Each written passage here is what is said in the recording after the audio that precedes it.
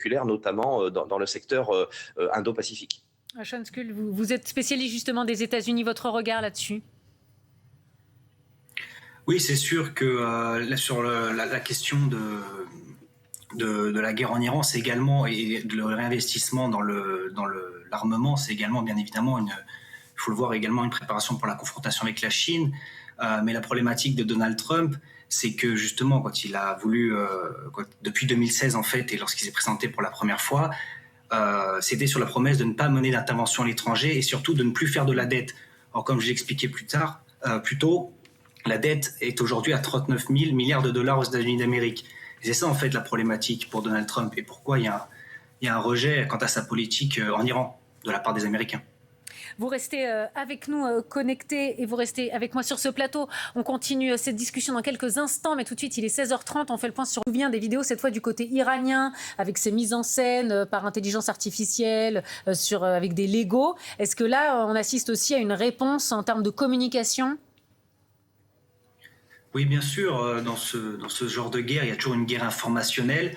Surtout, en l'occurrence, Donald Trump a besoin de construire une forme de storytelling où il vend sa guerre, qui reste impopulaire aux États-Unis d'Amérique. Il faut le savoir que Trump, plus la guerre dure, plus il a à perdre, dans la mesure où il paye le prix fort. On en a déjà beaucoup parlé. Il paye un prix politique, un coût politique avec les élections de mi-mandat qui approchent. Il y a également un coût financier. Il faut savoir que la dette américaine surpasse aujourd'hui l'économie américaine. Elle est estimée à 39 000 milliards de dollars. Et également, Donald Trump paye le prix de l'aura américaine et de l'image d'une puissance américaine qui a, il faut le dire, été mise à mal par un régime des mollahs qui tient toujours. Colonel Arbaretti, on parle du plus gros budget militaire, et puis là, encore une fois, 1500 milliards, qui n'ont d'ailleurs pas encore été votés, François Baudonnet. Sean Skull, vous êtes toujours connecté avec nous, qu'est-ce que vous en pensez? On parlait de ces faucons, de ces colombes. Qui a le plus d'influence sur Donald Trump? C'est une très bonne question. Votre description intéressante entre qui est faucon, qui est colombe au sein de l'administration MAGA, mais le président des États-Unis d'Amérique, je le rappelle, c'est Donald Trump, et c'est Donald Trump qui prend les décisions. Et ce qui est intéressant, et ce qu'il faut regarder, c'est pourquoi est-ce que Donald Trump est prêt à négocier en ce moment, quitte à faire des concessions au régime des mollahs. On en a parlé tout à l'heure.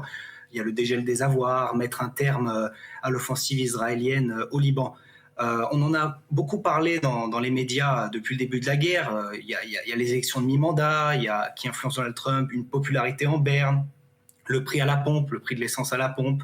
Mais il y a d'autres facteurs qui n'ont pas été discutés en France. C'est notamment les événements internationaux qui vont avoir lieu aux États-Unis d'Amérique cet été. Et là, je pense notamment aux 80 ans de Donald Trump le 14 juin prochain, la Coupe du monde de football du 11 juin au 19 juillet, puis également les 250 ans des États-Unis d'Amérique le 4 juillet. Et donc, pour que l'Amérique brille, Donald Trump aurait besoin de sortir de cette incertitude que produit le conflit iranien.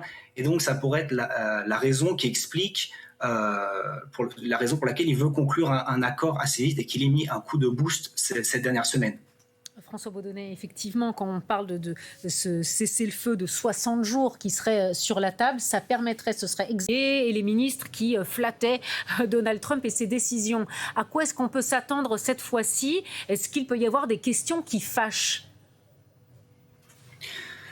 C'est possible. Alors, comme votre collègue l'a expliqué précédemment, deux sujets vont être abordés. Il va y avoir les sujets de politique intérieure, notamment d'économie, où Trump doit se défendre en quelque sorte, car selon Real Clear Polling, 35% des Américains approuvent sa performance dans le domaine économique aux États-Unis à ce jour. Donc il risque d'y avoir des questions sur les enjeux économiques aux États-Unis. Et ensuite également, comme on l'a abordé, la question de la guerre en Iran, qu'il doit aussi également vendre auprès de son électorat, du peuple américain, également de ces négociations qui sont en cours. Dernier mot peut-être François Baudonnet, effectivement, sur ce qui peut ressortir. Dans la région, qui sont mobilisés par les uns et par les autres. Et sachant que Benyamin Netanyahou va avoir des élections d'ici quelques semaines, d'ici quelques mois, et donc il y a tout un jeu politique aussi. Bonjour Sean Scull, merci beaucoup d'être avec nous sur France Info, géopolitologue spécialiste des États-Unis au think tank gaulliste Le Millénaire et auteur de ce livre, Le populisme, symptôme d'une crise de la démocratie aux éditions de l'Harmattan. Merci d'être avec nous cet après-midi. Quand on disait que Benyamin Netanyahou redoutait que Donald Trump signe un accord avec les Iraniens qui ne soit clairement pas en faveur d'Israël, est-ce qu'effectivement l'administration américaine, entre guillemets, pourrait lâcher Israël, qui est pourtant leur allié de toujours? Bonjour, déjà merci pour l'invitation. Moi je vois 2 points. Le premier, c'est que cette intensification des frappes aériennes israéliennes sur le Liban, c'est le signe qu'un accord est peut-être sur le point d'être conclu. Et Netanyahou souhaite mener un maximum de frappes avant que cet accord soit possible, parce que justement, Donald Trump serait prêt à lâcher du lest sur le Liban et accepter un arrêt des combats. Et ces frappes israéliennes illustrent autre chose également. Elles illustrent aussi pourquoi, en fait, ou la raison pour laquelle la négociation prend du temps avec l'Iran, c'est que Trump est pris en étau entre sa coalition électorale et également ses alliances. Donc déjà, comme je viens de le dire, il y a la position qui diverge entre les États-Unis d'Amérique et Israël sur la question du Liban. Là où Netanyahou veut mener des frappes, et là où Donald Trump serait prêt à garantir une fin des hostilités, parce qu'il faut savoir, c'est une ligne rouge de Téhéran. Ils veulent un arrêt des frappes sur Beyrouth pour pouvoir qu'il y ait un accord qui aboutisse. Et il y a le deuxième point, c'est également, on voit également que Trump est pris en étau au sein de son mouvement MAGA. Dans son mouvement MAGA, il y a deux écoles, on va dire. Il y a les pro-guerre et les anti-guerre en Iran. Et lorsque Trump a annoncé vouloir négocier, on a vu une levée de boucliers de la part des MAGA pro-guerre, tels que des influenceurs comme Laura Loomer, Mark Levin.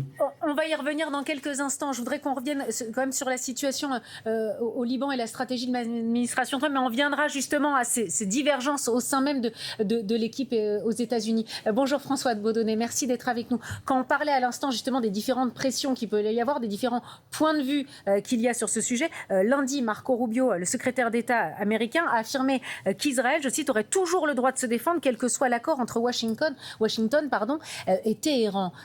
À quoi est-ce qu'il faut s'attendre? Vers quelle ligne se dirige Donald Trump? Alors c'est toute la question qui sera d'ailleurs peut-être tranchée. Il y a une réunion du cabinet, c'est-à-dire du gouvernement américain tout à l'heure à 17h. Dans 3 quarts d'heure, on la suivra évidemment en direct sur France Info. Et on va dire Marco Rubio, donc le secrétaire d'État, c'est-à-dire en fait l'équivalent du ministre